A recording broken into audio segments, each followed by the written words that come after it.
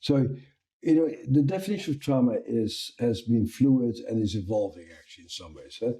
And what is interesting is that at the time that I came into my profession, the early 70s, trauma didn't exist. And I had Timothy Leary's old office at Harvard, and my colleagues on my floor were wondering where I was wasting my time.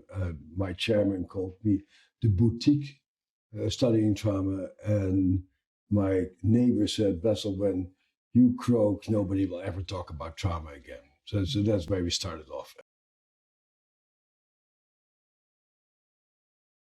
Well, yeah, we have learned what the brain does actually. And one thing that we now know actually is that there's parts of the brain that are very much involved in the housekeeping of the body.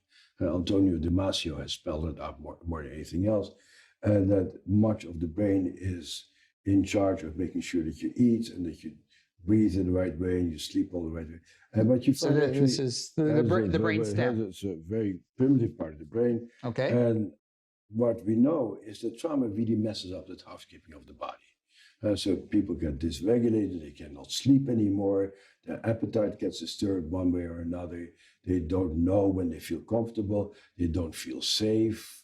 The latest research by my old student Ruth Lanius shows that traumatized people at rest always activate a part of their brain called the periaqueductal gray, which I call the cockroach center of the brain, like that little part of your brain below your amygdala, even more primitive, that tells you whether the world is safe or not.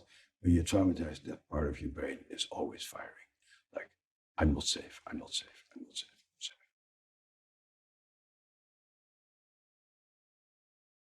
And so it's very hard to actually find the words and the reality of this is what I did, and this is how weak I was, and this is how I did not do what I wanted to do. And so coming to terms with yourself about the role that you played is a very complex issue. And also you need to have a very skilled therapist to make it possible for you to go there.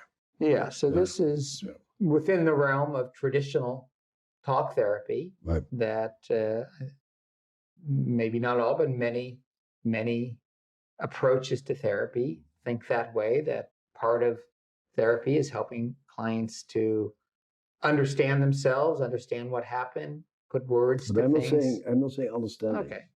Because I think understanding where things come from is very helpful, but it doesn't change your physical reaction. There's an interesting thing that Freud writes about it back in 1895. He says, the moment people can tell the whole story, the symptoms will go away. Not so simple. And that basically is what the whole field continues.